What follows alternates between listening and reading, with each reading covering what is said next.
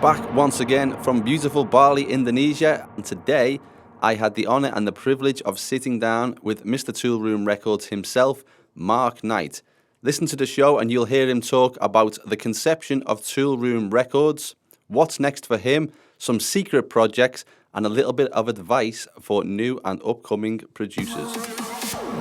Hi, this is Marco Liz. Hey, we are Denzel Park. Hi, this is Mark Knight from Toolroom Records, and you're checking out Act Like a DJ with LPR. Hey guys, this is Stonebridge, and you're listening to Act Like a DJ with my boy LPR.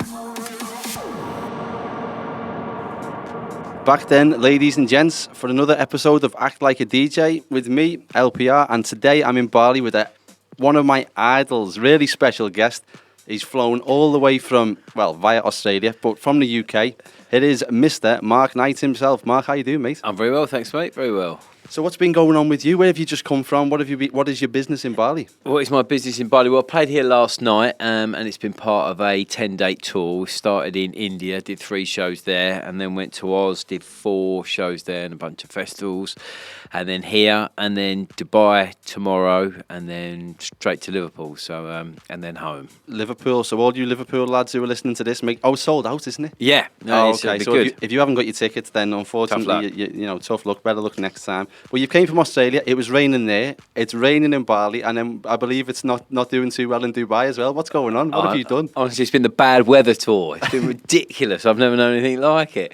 I'm going to go home pastier than when I left. But yeah, no, the weather's not been great, but the gigs have been cool. So Any highlights from Australia in particular? Oh, the 2 festivals were phenomenal. Electric Gardens, both in Sydney and Melbourne, were just off the hook. They were brilliant shows. Great way to start the year.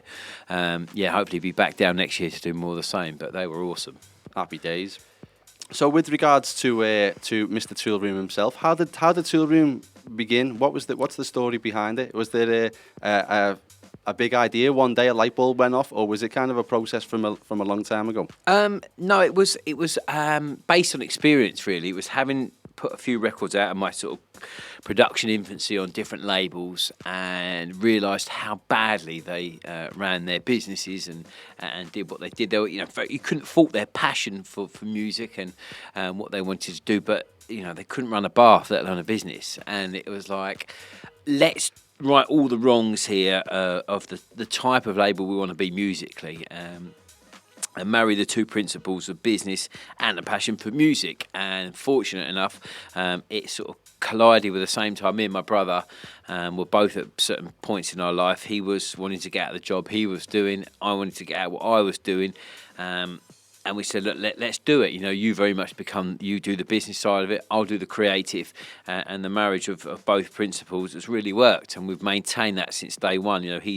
Stu's in the office, and and I'm on the road or in the studio, and it has its moments, its touch points. If you ever spend a day in Toolroom, it doesn't always go quite as harmoniously as that, but it works. And what we wanted to do from the beginning was, set out a label that had a sound that was something we loved. It wasn't going to chase trends and fashions and just be a reflection of our musical taste, but done in the right way. And the reason it was called Toolroom is because it was launched in a shed outside my parents' house. Basically, when we started, I sold everything I had. I sold my house, my car, anything with any value I sold. Moved back to my parents and invested all of that money into setting up the label, setting up the studio, and we sat in there and said, what we're going to call it? So, let's call it Toolroom. This is where we are. We're sat in this Toolroom. We keep all the tools in the lawnmower and all that stuff in there, and that was it. And that was how the story began.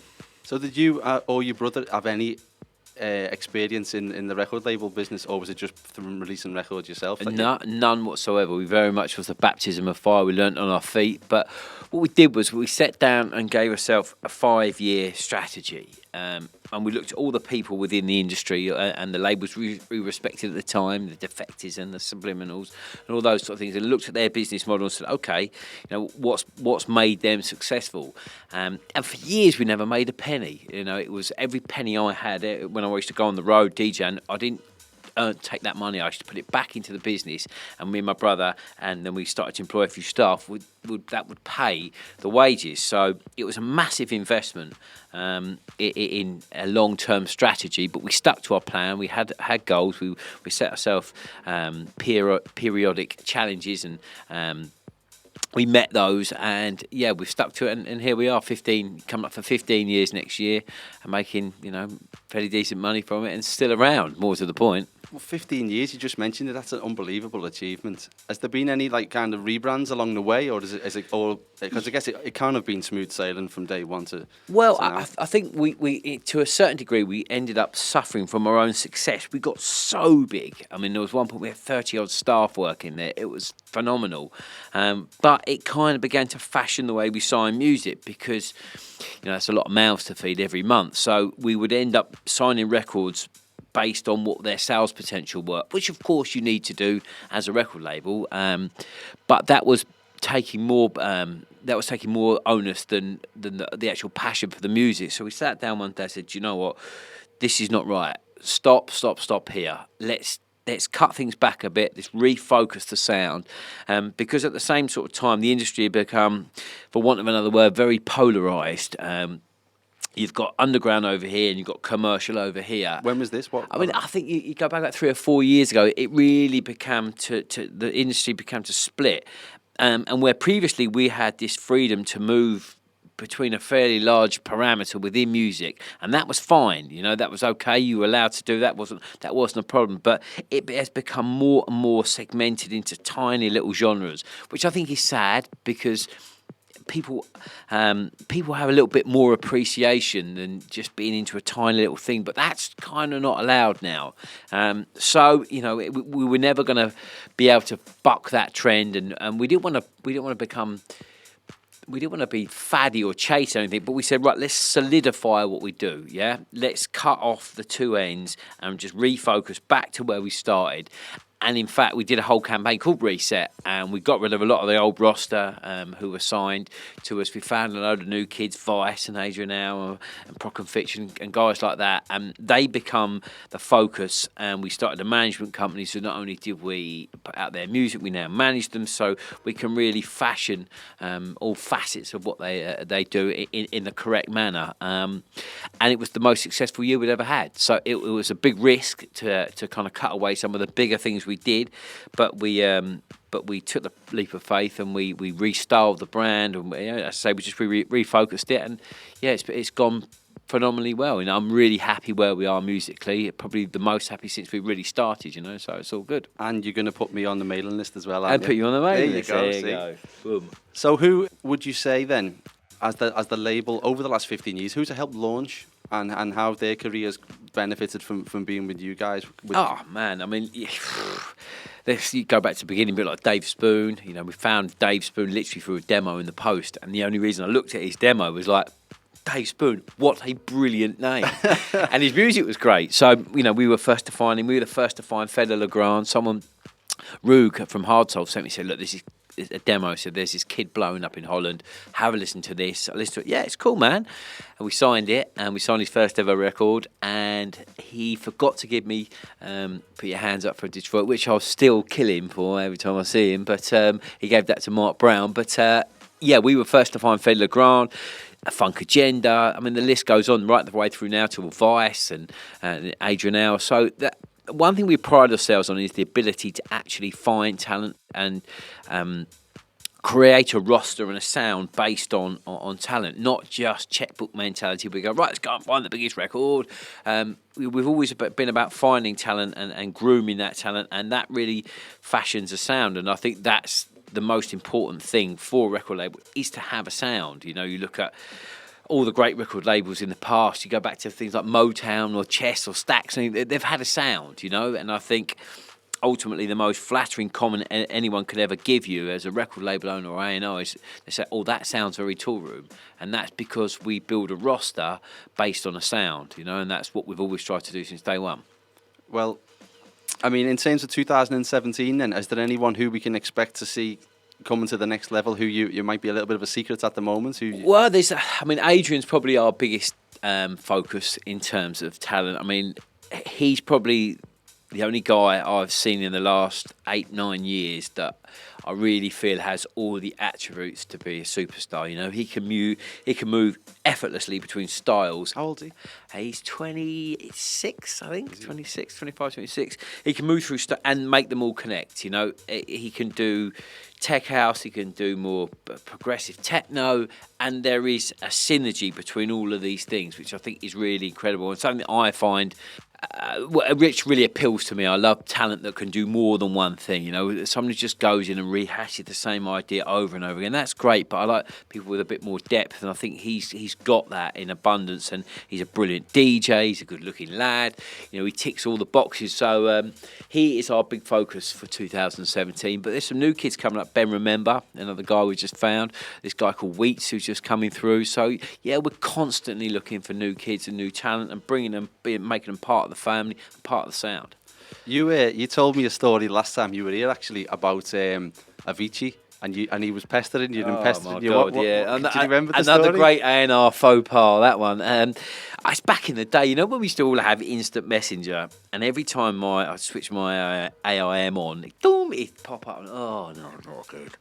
And he'd he'd send me all this music, and it was like, it was okay, and it got to this, because his name's Tim, and every time I put it'd ping up, Tim, another track. Oh, and I'd run out of things to say to him to politely pass on his music. Then he started to get really good at it, and then he moved on, and I'd kind of missed that boat a little bit, but never mind. These things happen, I guess. You know. Yeah. So, where did it all start for you? Have you always wanted to be a DJ, or did you want to be a? I always wanted to be a professional footballer. That was always Me too. that was always the dream, but never quite cut it, you know. And then you get to about 15, 16, and you find girls and going out, and Saturday morning or still out Friday night, you know. So it never quite happened. I fell in love with dance music. Never really thinking I could have a career. I mean, always bought music my whole life. Ever since I was a kid, every penny I ever had went on to music. I mean, I was from the youngest I can remember, when I was 10 or 9, I'd be on the bus Saturday morning with my pocket money into town, searching out all the record stores, trying to find music. But there was no sort of career path back then that you think, how could you turn that passion into something, a career? There just wasn't. So, but then, fast forward 10 years, 15 years, and then I found electronic music and just got more into DJing and started to make music. And then all of a sudden, you find yourself in a situation thinking, actually, I'm getting quite good at this, and could I make a career of it? And it was never one of these things I said, right, I'm going to go, and it just kind of sort of moved into a place where it was unavoidable. It was like, right, I took the leap of faith. I gave up work. As I say, sold everything I had and went for it. It was shit or bust, really. Yeah. And you sink or swim, and you weren't gonna sink. So that's how it happened. So compared to from those days to now, I mean, is there any advice you can give people who are wanting to do the same thing? Because I know you do have to be all in, because the market's so saturated with good DJs, good producers, and so on. Is there anything that you can? I know a lot of people listening are going to be wanting your advice on how they can make it, in terms of whether it's through producing or DJing or a combination of the two. I think ultimately, if you want a bigger platform than just being a great DJ, you've got to make music. Ostensibly, that is your calling card globally. But my best piece of advice to you is, like you said, number one, you've got to be 110% dedicated. If that's really what you want to do, you can't tickle at it, If you want to be the best sprinter in the world, you don't do that part-time, or you want to be a professional footballer, you don't just do it on the side. You've got to dedicate and focus your whole life into that becoming your career, because of what you said. It's a very saturated market. Everyone wants to be a DJ nowadays. So you've got to be prepared to give up everything. And there is a byproduct of that, I mean, it is a very narrow life to a certain degree, because if you want to be at the top of your game, you have to forego a lot of things, i.e. like football and your mates' birthdays and going out, because you're touring. Now, if you're prepared to give up all of that, and that's not an issue, then that's one of the boxes ticked in terms of having the right mental attitude to be at the top of your game. And secondly, it's about finding your own space within that. You know, there's too many people trying to be like someone else or listen to what's the latest thing now, you know. You will never become massive if you're just listening to what other people are doing. If you have something in you that says, this is my sound, this is what I like, I don't care what anyone else is doing. Okay, don't be so far out of the realm that it's not relevant, but you have to have your own space. And that's what's always worked for me. I've just... You know, whether it's in fashion, out of fashion, I just do what I do. I don't care. I don't chase trends. I don't try to be the coolest. I don't try to be the most done. I just try to be Mark Knight. And if people get it, they get it. And if they don't, they don't. But you will never be anyone but yourself. And I think that's key. Absolutely. You mentioned missing birthdays. Yeah. I was saying on the way over, you're one of the busiest people in this scene by far. How do you manage everything? I mean, how do you get time to be in the studio, to do your gigs, to be home with your family, to do the things that you love to do? What's a normal week look like for you? Well, there is no such thing as a normal week, unfortunately. Again, there's no routine to your life. Every week is different. I mean, this year, you know, the age I'm at and where I'm at in my career, what's most important to me is balance. I only work 2 weekends a month now, and I'll have 2 weekends off because that's how I try to make it work. You know, I love DJing, don't get me wrong, I love it, it's brilliant, but I love my family more. So I think I'm ultimately in a place now, it's the best of both worlds. I couldn't be in a better position. I just do all the shows that I really want to do, and I spend 2 weeks with my family, and then when I want to go back on the road, I'm ready, I'm reinvigorated, I'm up for doing it again. But it is, it's a full-on lifestyle. It is not a job, you know. Get Rupert to bed, and then bam, the laptop's open because then we're speaking to the States, and you know the office never really shut. So it is a full-on dedication, and you don't ever have time to sit back and sit on your laurels or relax. You know, I've sat on the plane. I'm not one for watching movies or anything like that. That's 7. If I'm going to New York, that's 7 hours of focused time. I could get a track finished there, or bang through all my emails, or work on the release schedule. So I use every opportunity I can to be proactive and focused. I don't ever switch off. I wish I was like that. Yeah, listen, if you want to be at the top of your game, I think you've got to be. You know, there's no room for kicking back. So from the start to now, I mean, there's kind of two ends of the spectrum. You've gone from collecting music from record shops, like I'm sure we all did back in those days, and then the other end of the scale, you Grammy nominated. So how's the transition gone from one to the other? Has there been a pinnacle in your career? I know you don't like to say like one great thing over another, but do you still have strange feelings when you get nominated for Grammys, or is it just like a normal day in the office these days? I don't tend to think too much about it. What I like to do is set myself challenges, and I would just embark on something brand new now. I've been working on a project for the last 5 years, a band project, which we're just about to launch, and I think personally it's the best thing I've ever done. By an absolute mile. I mean, it's taken me forever to do, and I'm really looking forward to putting it into the kind of public domain. Is this top secret, or can you? It's kind of, it's sort of leaking out a little bit. I've not played anyone any music.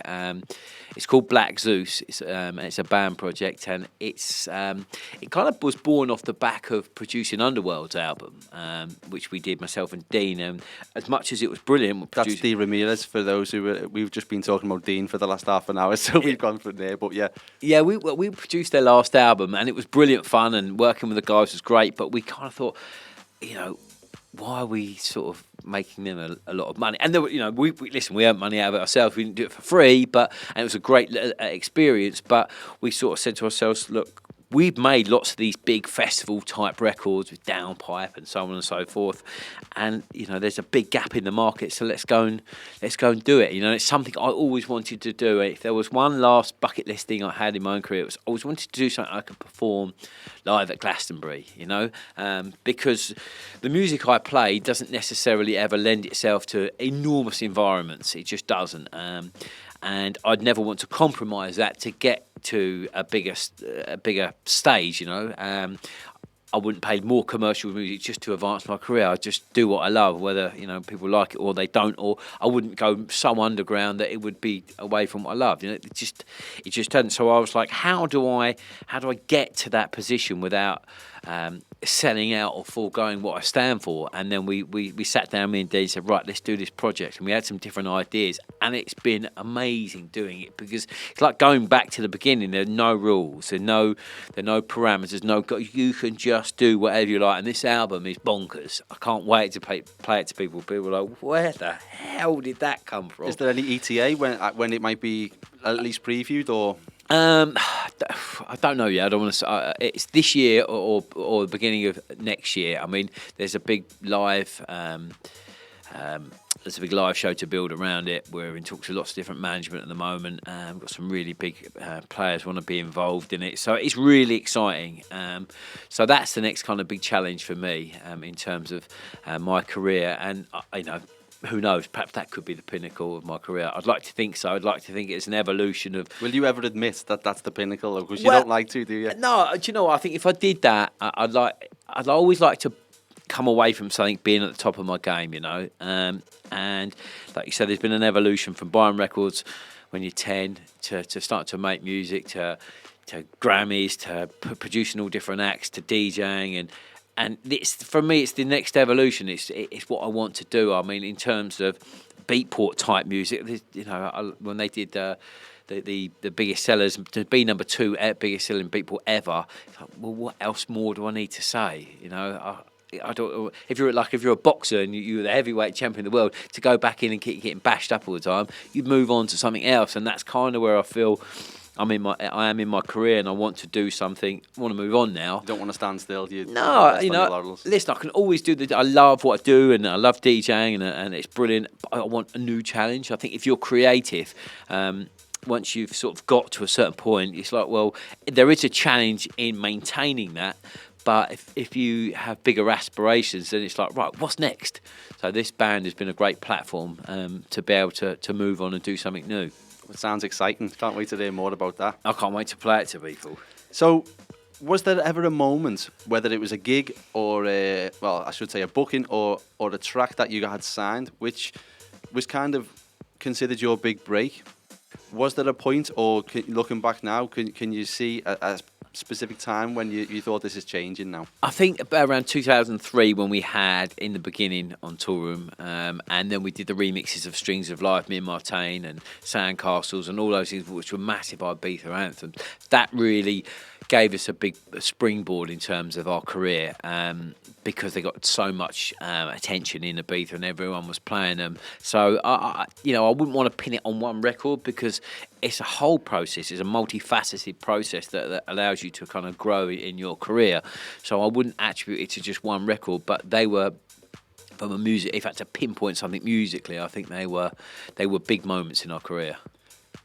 I mean, the first big gig that you ever did, can you remember it? I mean, we're not talking bedroom anymore. We're talking full-on stage type stuff. I can't, to be honest. I can't remember ever. I remember doing my first gig that wasn't in my bedroom, and it was like a Tuesday night in a bar.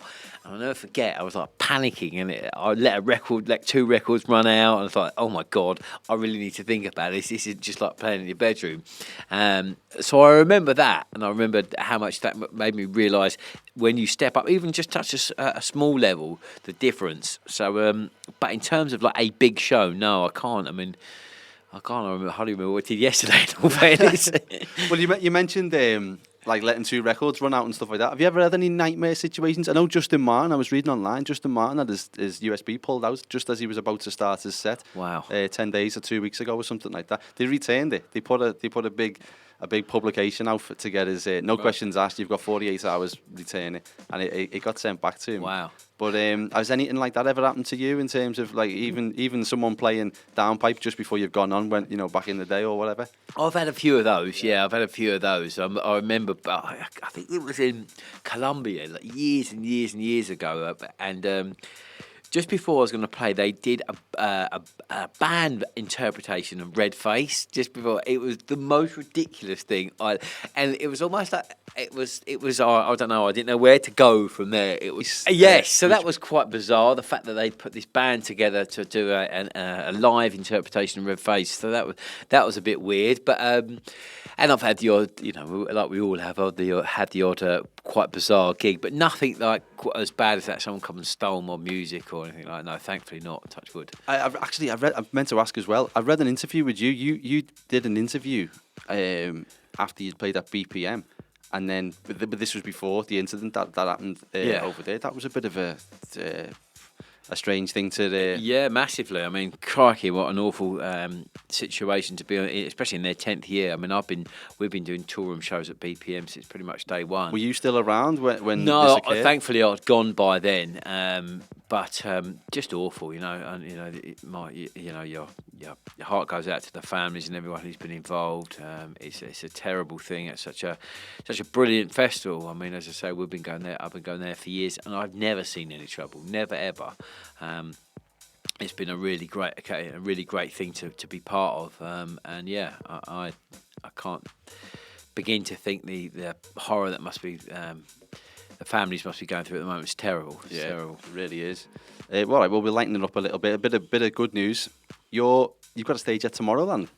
Yeah, we're doing Tomorrowlands this year. The first time we've done Tomorrowlands, hosting a stage there, so that should be good fun. Really Excited, yeah? Yeah, really good. I mean, I've played there several times myself, and it's just an incredible production. It's just different gravy. I mean, the amount of effort and time that goes into putting that festival, it's just it's in its own space, really.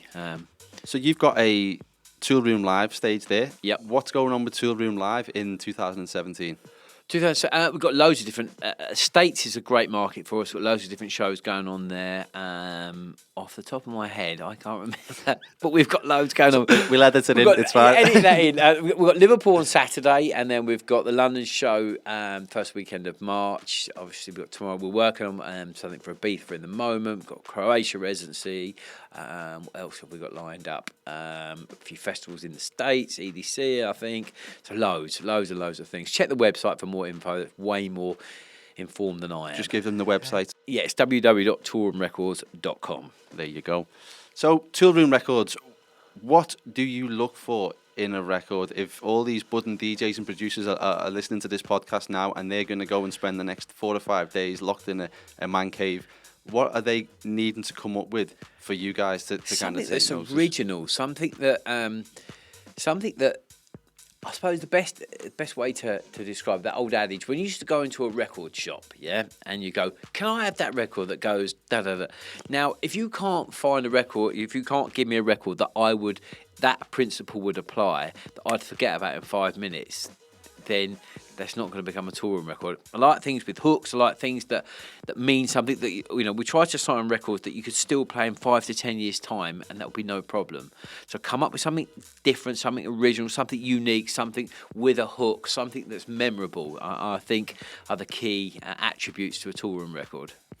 And is there any way that if these guys have produced these types of music, they can get it over to you guys? Well, if you go to the website again, there's another way of submitting demos. Everything's through Toolroom. Yeah, everything's through toolroomrecords.com. I mean, we do get back to people, but there are some days we'll get 500 demos a day. So you can imagine the amount we have to go through, but we do take our time. But the best way is get creative. I'm online. You can easily hook me up nowadays. Everyone's available and approachable, and be creative in the way you do that. Come and find me and say, look, man, I've got to play you. This is the best record ever made. I've got one for you for when we finish. Right, well, there you go. But that's the difference between people who make it and who don't. People who blindly send a demo, with their fingers crossed, or people they go, right, I'm going to make sure I make contact with Mark, because I'm totally down to earth and approachable, like everyone involved in the label is. We pride ourselves on that. We are the most approachable label hopefully out there is. We're just lads, with a mad passion for what we do, and just come and find us, get hold of us and give us your music. Don't give us 57 demos. Go, here's 15 demos, 3 of them are not finished, they're not mastered. It's like, really? Who's ever signed a record off? Come to me and say, this is the one record that is going to change my life. Yeah, and when you come to me, when you've got that one record, give me a shout. There you go. So everyone get in your man caves now and get working on it and go over to toolroomrecords.com and you're sorted. So how good are you on social media? Because I know Dean, by his own admission, he'll tell you he's the worst guy in the world. He can't update anything. He takes 4 days to get back to any messages from his family, never mind his friends. Are you pretty active? Fairly, yeah. I wouldn't say I'm the most active because I have so many other things to do. It fits and starts really with me, but I'm on it. Do you know what I mean? What are your handles on all the things? So just everything's at DJ Mark Knight. Whether it's on Twitter or Facebook or Instagram, it's all the same. So it's just at DJ Mark Knight. So give us a shout. You know, I mean, I wouldn't say I'm on it 24/7 because I have so many other things to do. But I make sure, you know, I'm on top of things. Definitely. Right, we'll give Mark a follow. He's got places to go, and he's a busy man, so we're going to end this here. But thank you so much for your time, Thanks, man. mate. Make sure you check out toolroomrecords.com. You'll find all the socials, all the information, all the demo addresses, etc. Thanks, mate. Yes, nice one. Cheers. Easy. Cool, man. So there you have it, folks. That was Act Like a DJ with Mr. Mark Knight himself. Hope you enjoyed the show. Big thank you going out to Mark Story for putting this interview together, and Damien over at the W Sound Suite, and also Ben King over at Radius. Thank you, guys. Later on in the week, I've got another interview coming up with Jesse Rose, so make sure you keep on the socials. Check out Act Like a DJ on Twitter and Facebook and Instagram, and make sure you subscribe if you liked the show. See you on the next one.